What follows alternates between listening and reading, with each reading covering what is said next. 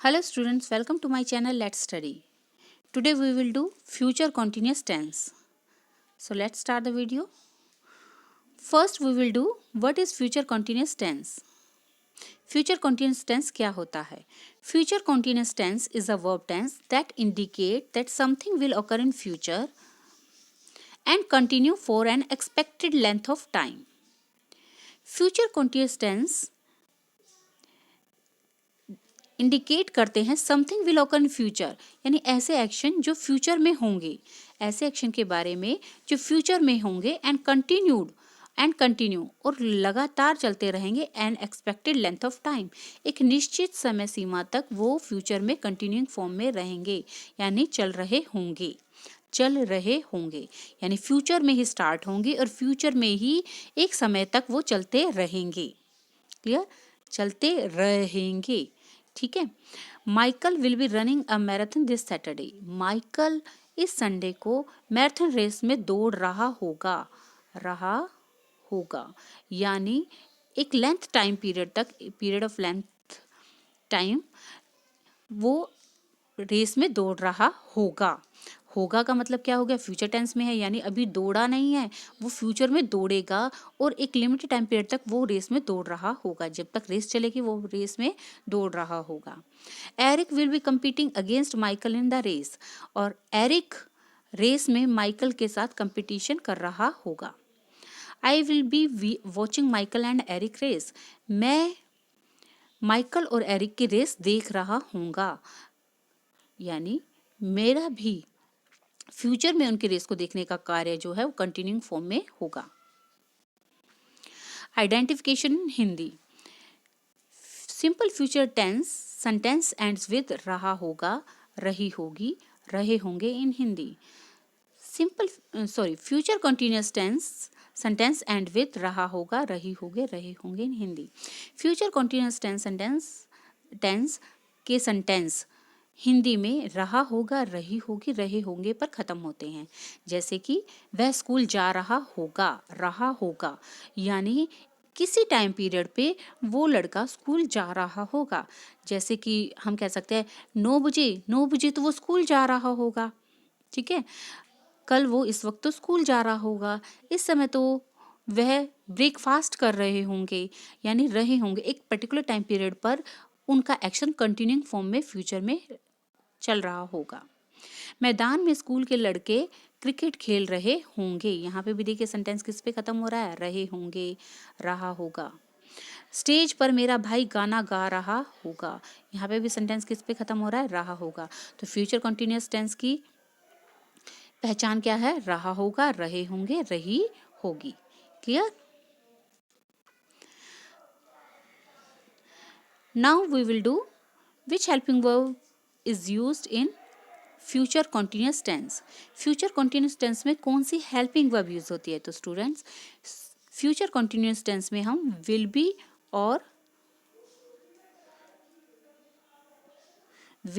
और shall B का use करते हैं। स्टूडेंट्स सिंपल फ्यूचर टेंस में मैंने आपको बताया था विल किसके साथ लगता है और शैल किसके साथ लगता है। शैल सिर्फ 2 वर्ड के साथ लगता है, आई और वी के साथ, और विल यूज होता है ही, शी, इट, दे, यू और एनी नाउन के साथ। किसका यूज होता है? विल का यूज होता है। सिंपल फ्यूचर टेंस में स्टूडेंट्स हमने पढ़ा था विल और शैल का यूज, लेकिन अब हम कर रहे हैं future continuous tense. Future continuous में विल और शैल के साथ क्या यूज हो जाता है? बी का यूज हो जाता है। विल बी और शैल बी। क्लियर? अगर हम विल यहाँ पे देखें, विल और शैल का यूज करते हैं सिंपल फ्यूचर टेंस में, और फ्यूचर कॉन्टिन्यूस टेंस में will be, shall be. Clear? Now main verb. Future continuous tense में मेन वर्ब कौन सी यूज होती है? तो स्टूडेंट्स फ्यूचर कॉन्टिन्यूस टेंस में मेन वर्ब V4 यूज होती है। कौन सी यूज होती है? V4 होती है V1 plus ING।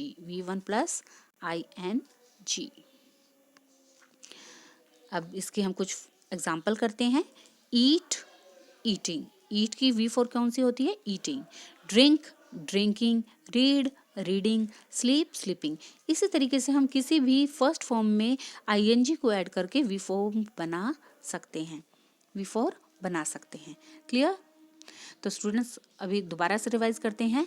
Helping verb future continuous tense में कौन सी यूज होगी? विल बी और शैल बी। और मेन वर्ब कौन सी होगी? वी फॉर यूज होगी।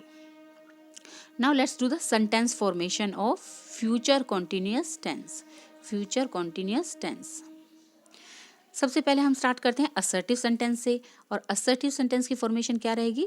Subject plus will shall plus be plus V four plus object. Example करते हैं, Ram will be writing a letter. Ram एक पत्र लिख रहा होगा, यानी एक पर्टिकुलर टाइम में हम बात करते हैं कि कल राम क्या कर रहा होगा। कल राम इस वक्त एक लेटर लिख रहा होगा। या फिर हम पूछते हैं कल तुम इस वक्त क्या कर रहे होगे, तो हम उसका रिप्लाई क्या देते हैं कि इस समय कल 6 बजे मैं खेल रहा हूँगा, कल 6 बजे मैं पढ़ रहा हूँगा, या फिर कल 6 बजे मैं ट्यूशन जा रहा हूँगा यानी एक पर्टिकुलर टाइम में फ्यूचर में आप क्या कर रहे होगे, तो हम उसका आंसर किस में देते हैं? फ्यूचर कॉन्टिन्यूअस टेंस में देते हैं। Clear? We shall be watching movie tomorrow. कल हम मूवी देख रहे होंगे। Clear? You will be doing your work. तुम अपना काम कर रहे होंगे। यानी अगर आपसे पूछा कि कल तुम क्या कर रहे होगे, तो तुम कल इस वक्त अपना काम कर रहे होंगे। Now negative sentence. Negative sentence की फॉर्मेशन कैसे बनती है स्टूडेंट्स? नोट को ऐड कर देना है, और आपको पता है कि नोट कहाँ ऐड किया जाता है। बिल्कुल सही, विल और शैल के साथ नोट को ऐड कर देता है, यानी हेल्पिंग वर्ब के साथ हेल्प नोट का यूज करने से क्या बन जाता है? नेगेटिव सेंटेंस बन जाता है। तो फॉर्मेशन क्या रहेगी? सब्जेक्ट प्लस विल और shall plus not plus be plus V four plus object. Clear? इसमें भी आपको ध्यान देने वाली बात क्या है कि जैसे हमने perfect, past perfect, present perfect में किया था कि हैड बीन में हैड और बीन को अलग कर दिया जाता है और नोट उनके बीच में आ जाता है, इसी तरीके से यहाँ पे भी विल बी को भी हम सेपरेट कर देंगे, उनको अलग अलग कर देंगे, और यहाँ पे विल बी के बीच में नोट का यूज होगा, विल नॉट बी बन जाएगा। क्लियर? तो let's do the example. First is Ram will not be writing a letter. अब यहाँ पे देखिए विल बी अलग अलग हो गए हैं और यहाँ पे बीच में क्या आ गया है? Not. Clear? Ram will not be writing a letter. Ram एक पत्र नहीं लिख रहा होगा। Second, we shall not be watching movie tomorrow. हम कल मूवी नहीं देख रहे होंगे। यहाँ पे भी देखिए नोट कहाँ आ गया? शैल और बी के बीच में नोट का यूज हो गया है। You will not B doing your work. तुम अपना काम नहीं कर रहे होगे। यहाँ पे भी नॉट कहाँ आ गया? विल और बी के बीच में आ गया है। तो क्लियर? आपको ये ध्यान देखना है, रखना है कि मेन हेल्पिंग वर्ब क्या है फ्यूचर कंटिन्यूअस टेंस की? Will be. और नेगेटिव सेंटेंस फॉर्म करते हुए हम क्या करेंगे? विल और बी के बीच में नॉट का यूज कर देंगे, विल नॉट बी का यूज करेंगे। क्लियर? Now interrogative sentence. और इंटेरोगेटिव सेंटेंस में अगर हम मेन वर्ब को, सॉरी हेल्पिंग वर्ब को अगर हम सब्जेक्ट से पहले रख देते हैं तो इंटेरोगेटिव सेंटेंस बन जाते हैं। तो यहाँ पे भी स्टूडेंट्स आपको ध्यान रखना है कि विल बी आपकी मेन वर्ब है, मेन हेल्पिंग वर्ब है, तो यहाँ पे सिर्फ विल को मूव करना है, बी को मूव नहीं करना है, बी को मूव नहीं करना है, सिर्फ विल को हम मूव करेंगे। क्लियर? तो let's see the formula. Will shall plus subject plus be plus V four plus object plus question mark. यहाँ पे भी देखिए स्टूडेंट्स, हमने सिर्फ विल और शैल को सब्जेक्ट से पहले लिखा है, बी को उसके प्लेस से मूव नहीं किया है। ठीक है? तो फॉर्मूला बन गया will shall plus subject plus be plus V four plus object plus question mark. Let's see the example. First example is will Ram be writing a letter. क्या राम एक लेटर लिख रहा होगा? तो यहाँ पे देखिए विल से सेंटेंस स्टार्ट हुआ, बी कहाँ है? After the subject. Shall we be watching movie tomorrow. क्या हम कल मूवी देख रहे होंगे? Will you be doing your work. क्या तुम अपना काम कर रहे होंगे? तो यहाँ पे देखिए आप फॉर्मूले से मैच कर सकते हैं, will then subject then be then V four then your object. Clear? आपका फॉर्मूले से बिल्कुल हमारी सेंटेंस फॉर्मेशन मैच कर रही है, तो इसका मतलब हमारा आंसर सही है, हमने सही सेंटेंस फॉर्म किया है। तो स्टूडेंट्स आपने देखा, हमने फ्यूचर कॉन्टिन्यूअस टेंस बहुत इजीली वे में अच्छे से समझ लिया है। अब इसके बाद बारी आती है एक्सरसाइज की। So let's start the exercise. First question is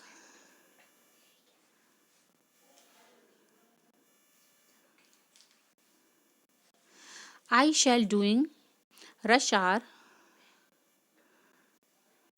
I dash during rush hours. तो आंसर क्या बनेगा? आई के साथ किसका यूज होता है? शैल का यूज होता है। तो right answer is shall be driving. Clear?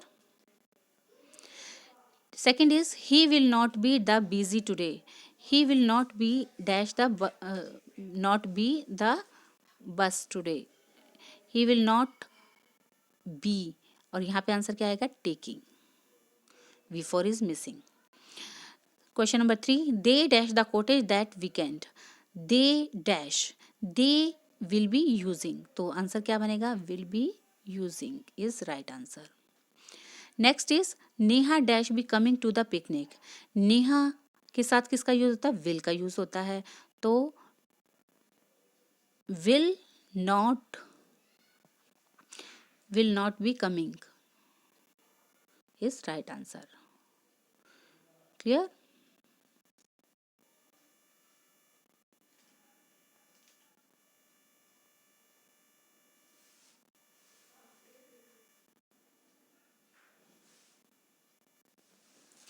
Fifth is where dash sleeping.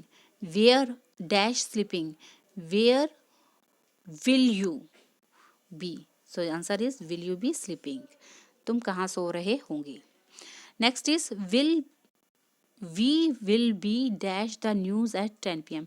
अब विल भी लिखा हुआ है, बी भी लिखा हुआ है, तो main form is missing. So right answer is watching. यहाँ पे ही V4 दी गई है। Question number 7, I will try my best to spot you what dash wearing. What will you be wearing is the right answer. Question number 8, don't forget your snow pants. It dash be the time you get to school. It will be snowing. So right answer is will be snowing.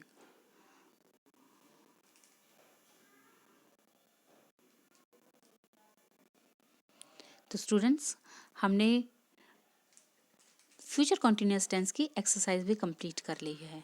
I hope आपको future continuous tense बहुत अच्छे से समझ आ गया होगा। अगर आपको मेरी वीडियो अच्छी लगी तो प्लीज़ इसे लाइक एंड शेयर ज़रूर कीजिए and subscribe my channel also.